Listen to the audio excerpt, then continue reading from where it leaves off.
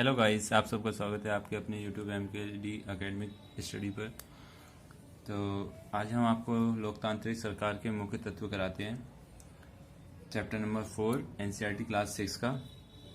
ये है वर्ल्ड का मैप।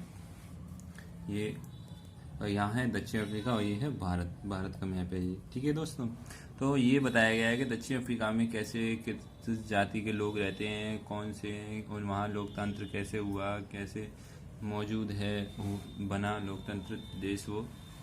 तो ये चीज़ों के बारे में बताया गया है। जैसे दक्षिण अफ्रीका एक ऐसा देश है जहाँ पे कई प्रजातियों के लोग रहते हैं। श्वेत यानी गोरे, अश्वेत यानी काले, और जिसकी त्वचा का रंग श्यामला है जैसे भारतीय। जोहानसन वर्ग में रहने वाले 11 वर्ष की दक्षिण अफ्रीकाई लड़की माया नायडू का एक दिन पुराने बक्से की सफाई करने में अपनी मां की मदद कर रही थी।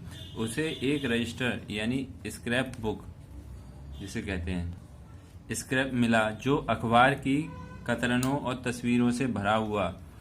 उसमें एक 15 साल के स्कूल जाने वाले लड़के के बहुत सारी तस्वीरें थी। माया ने जब उसे लड़के के साथ बारे में अपनी माँ से पूछा तो उसे पता चला कि उसका नाम था हेक्टर पीटरसन। उसको पुलिस ने गोली मार दी थी। माया को बड़ा झटका लगा। उसने अपनी माँ से उसने पूछा क्यों नहीं तो रहा। रंग भेद कानून के तहत जिस तरह से जीवन था उसके बारे में बताते हुए माया की मां की आवाज में बड़ा गुस्सा था। उन्होंने बताया कि श्वेत और अश्वेत लोगों के अस्पताल अलग अलग होते थे और अस्पतालों की गाड़ियां भी श्वेत लोगों के लिए जो अस्पताल की गाड़ियां थी वे जरूरत के सामानों से सज्जित होती थी, जबकि अश्वेत लोगों के लिए जो गाड़ियां थीं उसमें सुविधा उपलब्ध नहीं थी। उनके लिए रेल एवं बसें अलग होती थी। यहाँ तक कि श्वेत और अश्वेत लोगों के लिए बस स्टैंड भी अलग होते थे। अश्वेत लोगों को वोट देने की इजाजत नहीं थी। देश की सबसे अच्छी जमीन श्वेत लोगों के लिए आरक्षित थी और अश्वेत लोगों के लिए खेती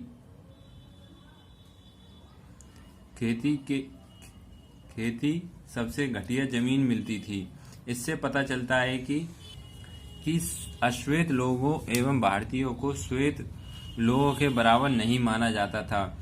उनके साथ भेदभाव किया जाता था। दक्षिण पश्चिम हिस्से में एक शहर था सोवेटो, जहां सिर्फ श्वेत लोग ही रहते थे। हेक्टर पीटरसन वहीं रहता था। वहां के श्वेत लोग अफ्रीकन्स भाषा बोलते थे। हेक्टर को स्कूल के अन्य विद्यार्थी पर इस भाषा को सीखने के लिए जोर डाला जा रहा था,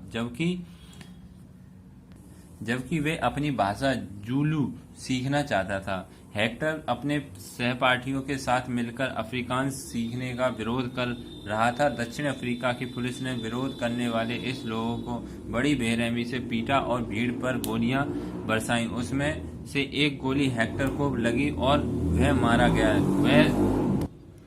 यह 16 जून 1976 की घटना है। अफ्रीका राष्ट्रीय कांग्रेस और उनके जाने माने नेता नेल्सन मंडेला ने रंग भेद के खिलाफ बहुत लंबे समय तक संघर्ष किया। अंततः 1994 में उन्हें सफलता मिली और दक्षिण अफ्रीका एक लोकतांत्रिक देश बना। तब ये सभी प्रजातियों के लोगों को बराबर माना जाने लगा। यानी इसका मतलब है जो अफ्रीका में लोग दो तरह के रहते थे, श्वेत लोग और अश्वेत लोग। अश्वेत लोगों को हर चीज की सुविधा दी जाती थी, वोट देने का अधिकार दिया जाता था, अच्छी जगह रहने के लिए दी जाती थी और सरकारी सुविधाएं भी दी जाती थी, सारी अच्छी खाना पीना अच्छा दिया जाता था। और अश्वेत लोग यानी काले लोग जो होते थे उन लोगों को कोई भी अच्छी जगह नहीं दी जाती थी, ना रहने के लिए, ना घूमने के लिए, ना उनको पढ़ाई के लिए इजाज़त थी, ना वोट देने की इजाज़त थी। तो ये चीज़ों को देखते हुए एक लड़के ने जो संघर्ष किया था हेक्टर ने, तो उसने इस संघर्ष में वो मारा गया था। फिर उसके बाद नेल्सन मंडेला रंग भेद के खिलाफ बहुत बड़ा उन्होंने लंबे समय तक संघर्ष किया। नेल्सन मंडेला एक नेता थे, व्यक्ति जिन्होंने अफ्रीका में गोरे और काले लोगों के बीच जो मतभेद था उसको खत्म करने के लिए उन्होंने संघर्ष किया था कि काले लोगों को भी, सभी लोगों को समान रहना चाहिए, चाहे गोरे लोग हों चाहे काले लोग हों, सभी को एक समान माना जाए और वोट देने का अधिकार उनको भी मिलना चाहिए। ठीक है दोस्तों, आप समझने की कोशिश करते हैं कि सरकार के लोकतांत्रिक होने का हमारे लिए क्या मतलब है। भागीदारी, हमारे यहाँ नियमित रूप से चुनाव क्यों होते हैं? आपने पिछले पाठ में पढ़ा ही है कि लोकतांत्रिक में लोग निर्णय लेते हैं, चुनाव में वोट देकर अपने प्रतिनिधि चुनते हैं। ये प्रतिनिधि ही लोगों की तरह से निर्णय लेते हैं। यह मानकर चला जाता है कि प्रतिनिधि निर्णय लेने के वक्त लोगों की जरूरतों और मांगों को ध्यान में रखेंगे। यानी लोकतांत्रिक देश का मतलब ये है, जैसे जो जनता वोट देके अपना मत देके जो व्यक्ति को चुनती है, यानी जनप्रतिनिधि को चुनती है, वो इसलिए चुनती है क्योंकि वो क्या करेगा, जनता की समस्याओं को सुनेगा और उस समस्याओं को हल निकालेगा और हमारी समस्याओं को, जनता की समस्याओं को सुनेगा वो। ठीक है, इसलिए हम वोट देके जनता जनप्रतिनिधि को चुनती है। तो इसी को कहते हैं हम लोकतांत्रिक देश, जहाँ पे जनता के द्वारा चुना जाने वाला प्रतिनिधि। ठीक है दोस्तों, तो आगे पढ़ते हैं।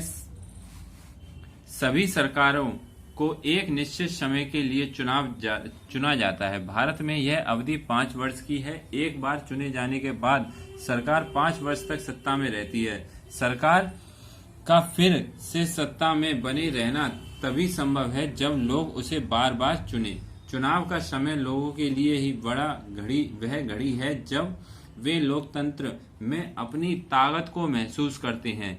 इस तरह से नियमित चुनाव होने से लोगों का सरकार पर नियंत्रण बना रहता है। यानी जैसे अब कोई सरकार है, अब जिसको हमने चुन लिया, अब वो 5 साल तक रहेगी। वो जो भी सरकार है, चाहे मुख्यमंत्री है चाहे प्रधानमंत्री है, वो 5 साल के ही लिए रहता है। चाहे एमएलए होता है, एमपी होता है, चाहे जिला पंचायत होता है, ग्राम प्रधान होता है, ये सभी क्या होते हैं, 5 साल के लिए ही होते हैं। अब इनको हम चुनते हैं तो हमारे चुने जाने पर अब इनका क्या रेस्पॉन्स देते हैं, क्या हमारे लिए भला करते हैं, क्या चीज हमारे जनता की भलाई के लिए कर रहे हैं, ये हम 5 साल में देखते हैं। अगर इन्होंने जनता की भलाई करी और जनता के बारे में सोचा, शिक्षा, स्वास्थ्य, पानी, ये सारी चीजें सोची, तो ये क्या है, जनता फिर दोबारा इन्हें चुनेगी। अगर इन्होंने हमारी तरफ से हमारे लिए गलत काम करे तो जनता इनको दोबारा नहीं चुनेगी।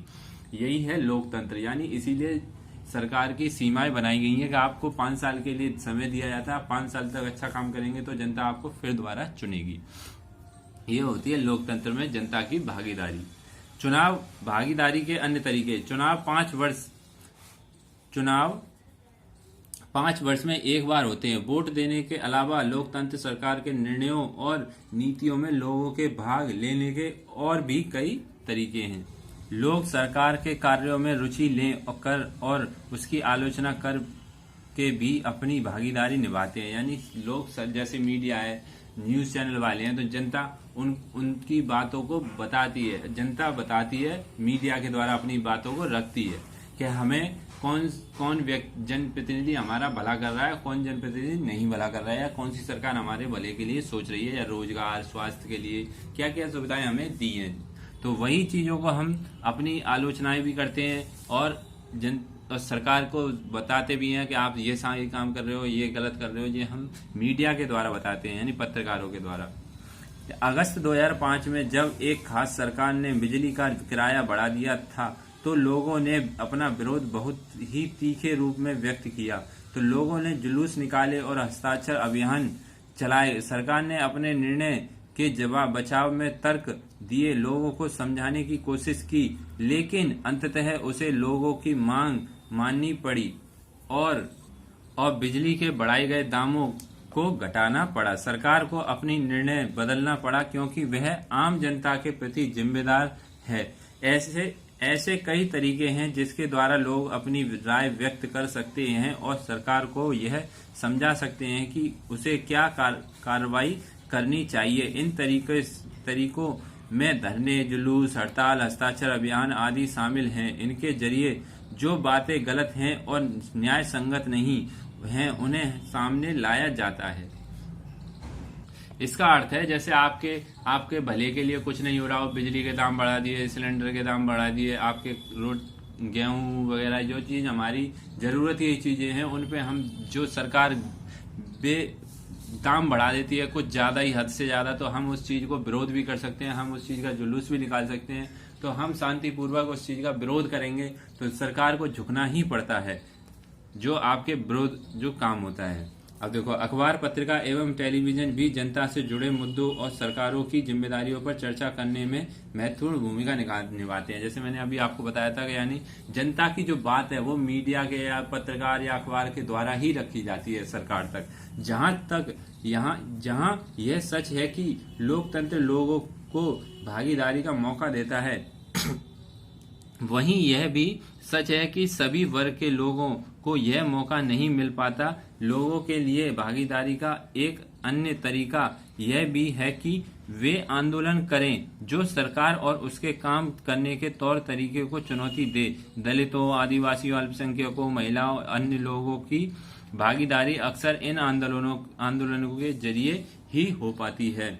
अगर देश के लोग सजग हैं और इस बारे में रुचि लेते हैं कि देश कैसे चलाया जाता है, तो उस देश की सरकार का लोकतंत्र स्वरूप और भी मजबूत होता है। यानी इसका कहने का मतलब ये है कि जिस देश में लोग, सॉरी दोस्तों ये साउंड के लिए, जिस देश में लोग सजग और जागरूक हैं वहीं पे सरकारें अच्छा काम करती हैं। जिस देश के लोग नहीं पढ़े लिखे नहीं हैं, कमजोर लोग हैं और सरकार के विरुद्ध आवाज नहीं उठा पाते, उस देश के लोग कभी भी डेवलप नहीं हो सकते हैं। वहाँ खाली गुलामी हो सकती है, क्योंकि सरकार अपने मन की करती है। सरकार कभी भी आपको, जब तक आप सजग और जागरूक नहीं होंगे, सरकार आपकी सुविधाओं को नहीं सुनेगी, ना आपके बारे में भला करेगी, आपके हमेशा नुकसान ही होगा। जब तक जनता, जिस देश की जनता सजग और जागरूक नहीं होती, जब तक सरकारें उनकी बातें नहीं सुनती है। इसीलिए हर व्यक्ति को, हर लोकतांत्रिक देश में हर व्यक्ति को अधिकार है कि वो हर चीज को समझे और कहे और अपनी जो समस्याएं हैं उसका विरोध भी करे कि ये सरकार सही नहीं कर रही है, वो सरकार सही नहीं क्या कर रही है। ठीक है दोस्तों, अब आगे पढ़ते हैं। लोकतांत्रिक स्वरूप मजबूत होता है। अगली बार अगर हमें शहर, कस्बे, गांव की गली से कोई जुलूस गुजरते हुए दिखे तो हम एक क्षण रुक कर पता करें कि जुलूस की किस लिए निकाला गया है, उसमें भाग लेने वाले लोग कौन हैं और वे किस मुद्दे पर प्रदर्शन करें। ठीक है दोस्तों, ये चीज हमें पूछनी चाहिए। जब जुलूस वगैरह निकालते हैं वो गलत तरीके से निकाल रहे हैं या वो सही तरीके से निकाल रहे हैं, दोनों पहलुओं को हमें समझना चाहिए और देखना चाहिए। ये नहीं कि जो जा रहा है उसी के पीछे भाग लो। भाई उस चीज को समझो। अगर किसी ने बोल दिया चलो जी वहां चल रहे हैं, ऐसे नहीं होना चाहिए। ये उस चीज को समझो, ये क्यों कर रहा है, कैसे कर रहा है और किस लिए कर रहा है, ये सही रूप है या गलत रूप है, गलत तरीके से है जुलूस, ये अच्छे गलत सही तरीका है तो आप उसके साथ जाएं, गलत तरीके से हो तो उसका विरोध करें। भाई तुम नहीं इस जुलूस को निकालो। ठीक है गाइस, रहे हैं इसमें हमें यह समझने में मदद मिलेगी कि हमारी सरकार कैसी काम कर रही है। विवादों का समाधान। आपने माया की कहानी में पढ़ा कि कैसे विवादों या समस्याओं के समाधान के लिए कई बार हिंसा का प्रयोग किया जाता है। इसलिए होता है कि एक समूह मान लेता है कि दूसरे समूह को विरोध करने से रोकने के लिए बल का इस्तेमाल करना उचित है। विवाद तब उभरता है जब विभिन्न सांस्कृतिक धर्मों, क्षेत्रों, आर्थिक पृष्ठभूमियों के लोग एक दूसरे के साथ तालमेल नहीं बैठा पाते हैं। ऐसा तब भी होता है जब कुछ लोग को लगता है कि उनके साथ भेदभाव किया जा रहा है। लोग अपने विवादों को खत्म करने के लिए हिंसात्मक तरीके भी अपनाते हैं, जिससे अन्य लोगों को में भय और असुरक्षा की भावना फैलती है। सरकार की यह जिम्मेदारी होती है कि वह विवादों का समाधान करे।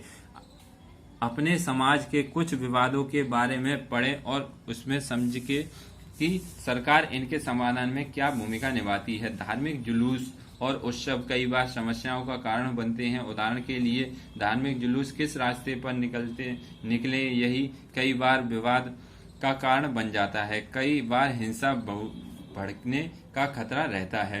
कभी कभी जुलूस के लोग उत्तेजित हो जाते हैं और कभी लोग जुलूस पर पत्थर फेंकने या उससे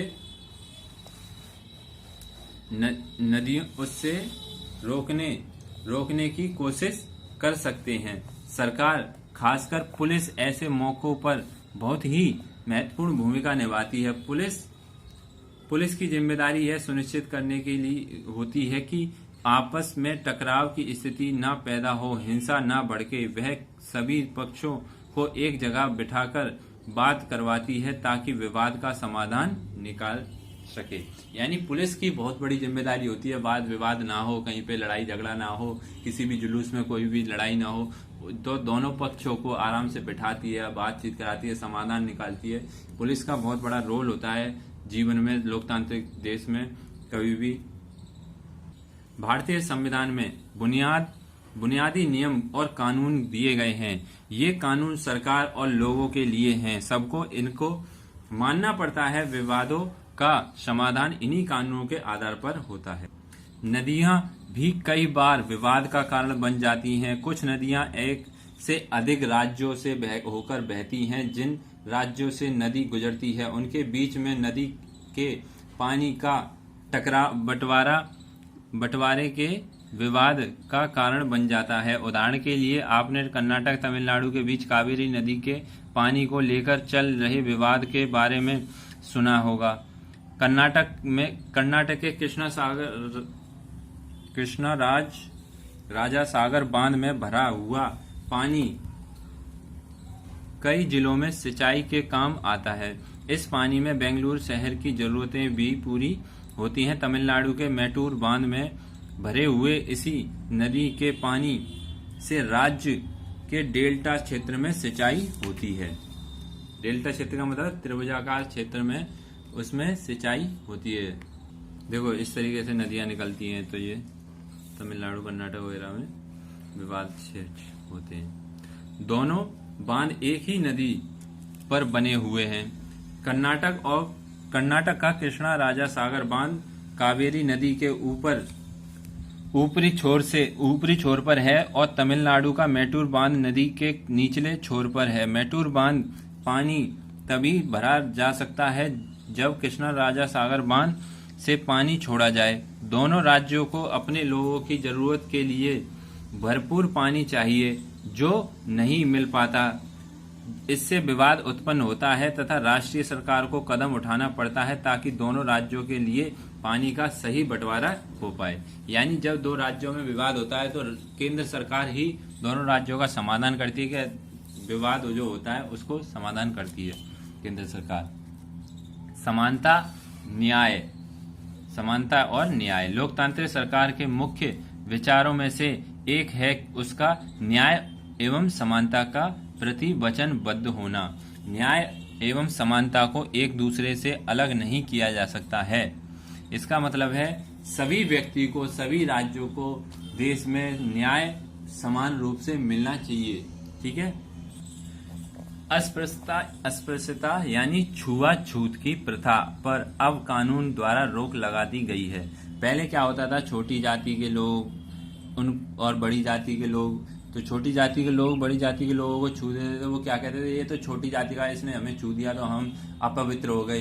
ये इन चीजों की पहले काफी लोगों में सोच थी, तो ये सोच गलत थी। सभी लोग समान होते हैं, ये कोई छोटा बड़ा कोई जाति नहीं होती, इंसानियत होती है। लंबे समय तक दलित लोगों को शिक्षा, स्वास्थ्य, यातायात की सुविधाओं से वंचित रखा गया। पहले हालत यह थी कि उन्हें सार्वजनिक मंदिरों में घुसने तक नहीं दिया जाता था।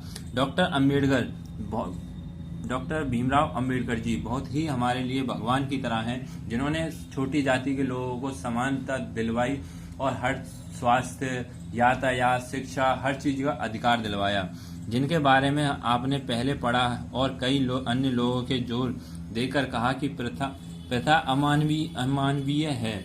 न्याय तभी प्राप्त हो सकता है जब लोगों के साथ बराबरी का व्यवहार हो। सरकार भी समानता और न्याय की जरूरत को पहचानती है और उन समूहों के लिए विशेष प्रावधान करती है जो समाज में जब भी बराबर नहीं माने जा रहे हैं। जैसे हमारे समाज में यह आम प्रवृत्ति है कि लोग लड़कों की देखभाल लड़की से ज्यादा करते हैं। इसका मतलब है कि समाज लड़कियों को उतना महत्व नहीं देता जितना लड़कों को देता है।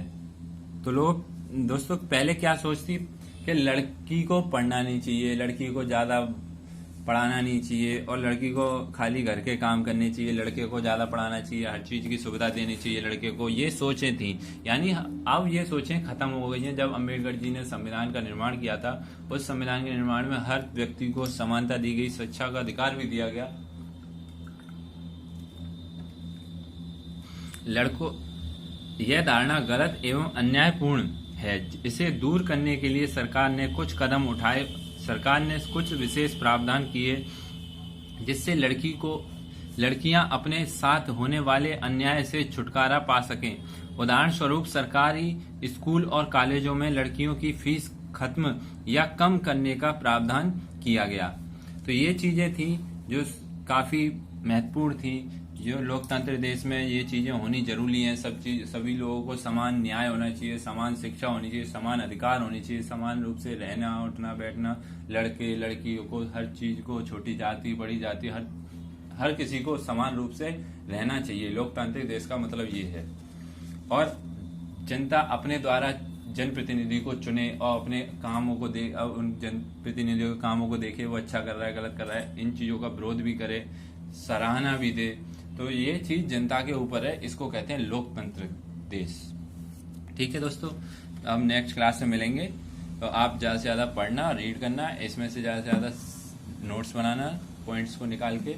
ठीक है फ्रेंड्स, तो मेरे चैनल को लाइक करें, शेयर करें, सब्सक्राइब करना ना भूलें। Okay, bye.